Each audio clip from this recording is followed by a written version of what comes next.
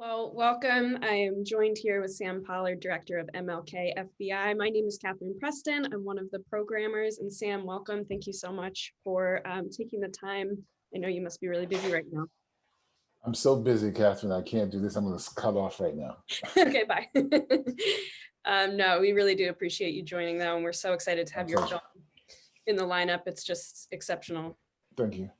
So, okay, let's see. Where do I want to start here? I mean, I guess start from the very basics, how this project came to be, how you got involved.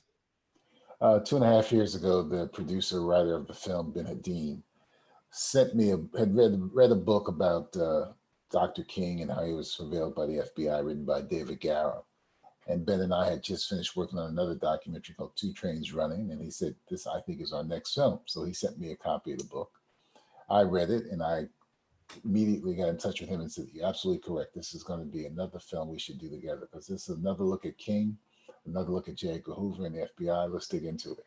So 2.5 years ago, we started that journey. We reached out to David Garrow, the writer of the book, and then we went to Pittsburgh where he lived, got a camera crew and spent 4 hours with him, sort of having him lay all the groundwork that a lot of it you hear in the documentary. And then we did a sizzle reel and we went out to try to beat the bushes to raise money. And it was difficult for like a year. And then two organizations, Field of Vision and Play Action, came on board with the funding. And we were able to do the rest of our interviews in the fall of 2019. We started editing in the winter of 2019. And we were able to get a cut done to send to Toronto by July of 2020. Okay, wow. I mean, so yeah, I'm also curious to know what the archival process was, because I can only imagine how much material there is to sift through, right? There was a lot of archival material to sift through. So we brought on two archivists.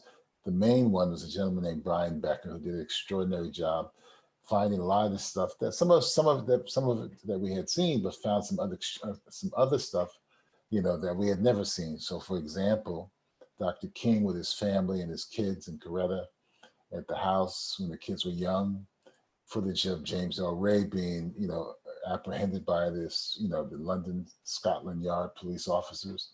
That was footage we had never seen before. So that was extraordinary. Dr. King with Harry Belafonte on the Merv Griffin show, which I had never seen, or I don't remember seeing it. So, the archival people did a tremendous job in helping to find material that was fresh and new.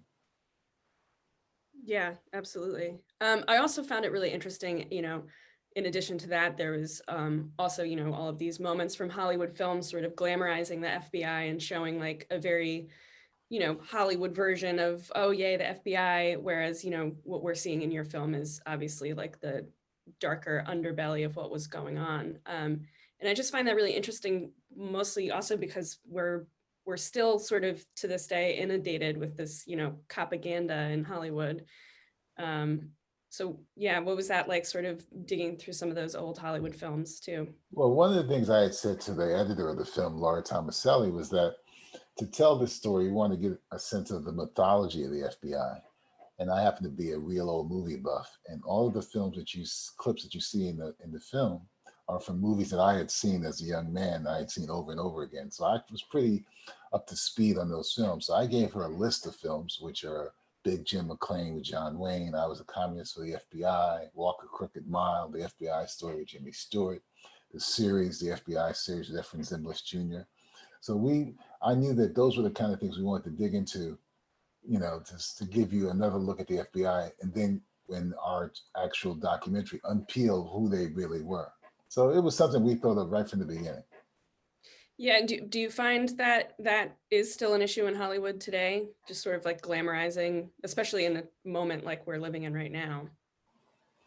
Well, this is America, Catherine. This is America. So we're big on mythology, like lots of places. We create mythology, because if you don't create mythology, how can you create greatness, supposed greatness of America? Yeah. It still exists. I mean, listen, you got a guy in the White House who constantly creates mythology every day. Yeah. Well, okay, so sort of touching on that a little bit, one of the things that I admire so much about the film is, not leaning away from the idea of, this hero, this pure figure that was this perfect, man, right? He's nuanced, he was complicated, just like any of us. And I so appreciated the not trying to reconcile that.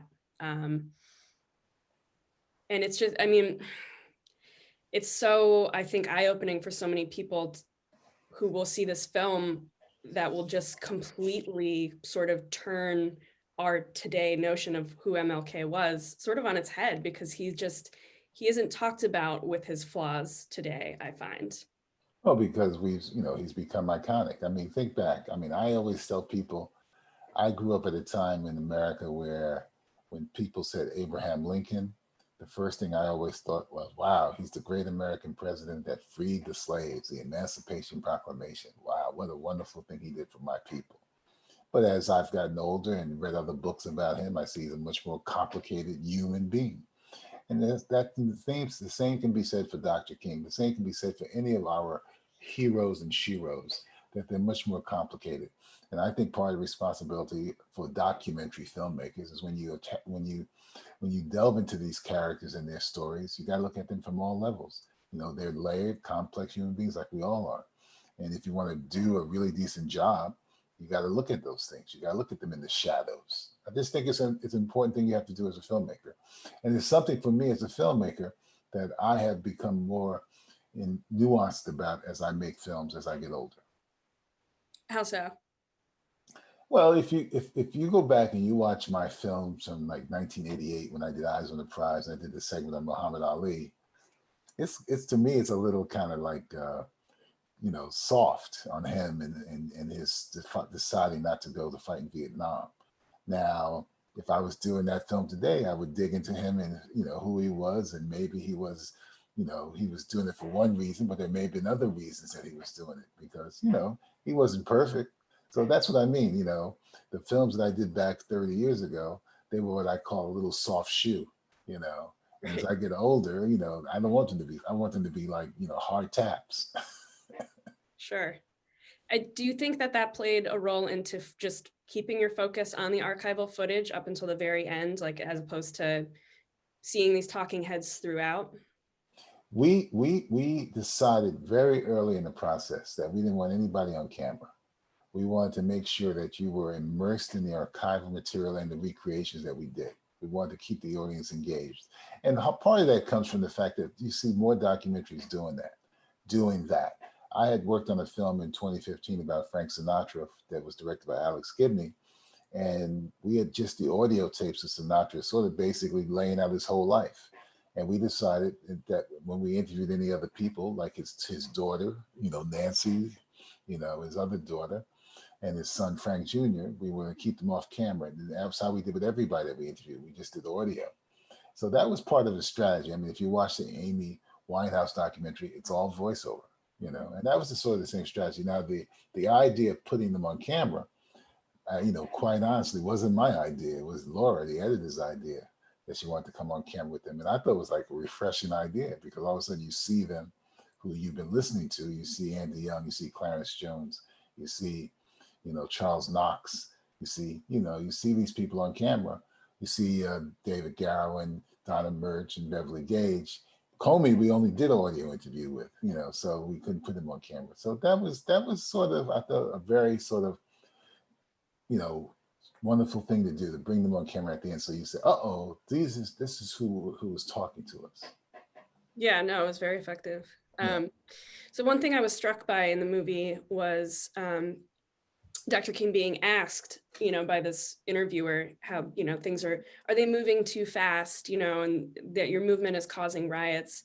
I would love to hear you talk a little bit more about that because, we're obviously living in a moment right now where that still seems to be embedded in our society, this idea of like the dangerous Black uprising in America. Doesn't seem to be. It is. Some of these things you hear in that film that takes place in the 60s is the same stuff you hear today.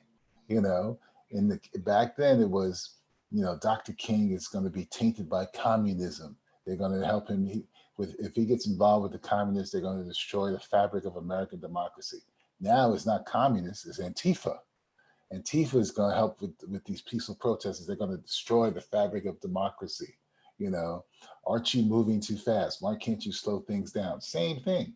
You know, don't you feel, Dr. King, that these protesters, these peaceful protests, are causing riots in the streets? You heard the same thing today with the Black Lives Matter people. So it's like a reflection of how America, in many ways, has changed, but in many ways it hasn't. It's frightening when you think about it, how contemporary that material feels today. Yeah, and it's just such interesting timing because, you know, these movements have never not been going on. They're always been going on, but right now it's really in the spotlight. So many more people are sort of shedding more focus on it. I we mean, we could not have imagined when we were doing this film that we how would be could you? going through what we're going through, both with the COVID pandemic For sure. and with the horrible, horrific deaths of people like of George Floyd and Breonna Taylor and others. We couldn't have imagined that. We had no idea. And we had no idea that we would have this man in the White House saying many of the same things you hear in that film. No, we didn't know that. We didn't realize it. But it just shows you how relevant this film is, even being a period piece. It speaks Yeah, to America today. it's all in black and white, but it could just be turning on the news right now and watching Exactly. the very same thing unfold. Exactly. I mean, what are you, I know this is a really kind of annoyingly broad question, and you probably won't be able to get it down to one tiny thing, but because this moment we're in right now and this film being such perfect timing, what are you really hoping that today's audience will sort of take from it and maybe use it in some way, you know? Look at it as a mirror to see, what was the past and how it's being reflected today in the present, and try to change that so it doesn't we don't continue to do the same things in the future. It should be a wake up call. It should be a wake up call, not only to those of us who understand what was going on with Dr. King and the FBI, but to those of us who are in power, who don't even believe there's such thing as systemic racism in America. It's a heartbreaking time. Sure is. Very difficult time we're living in. It is. Unfortunately, I wish we could keep talking for a really long time because I would love to pick your brain about a lot of things. Well, I was glad you gave me an opportunity to talk for even 15 minutes. It's a pleasure to have you be a part of the festival in whatever capacity that is. And thank you so much for taking the time to talk to me. My pleasure. Have a good day.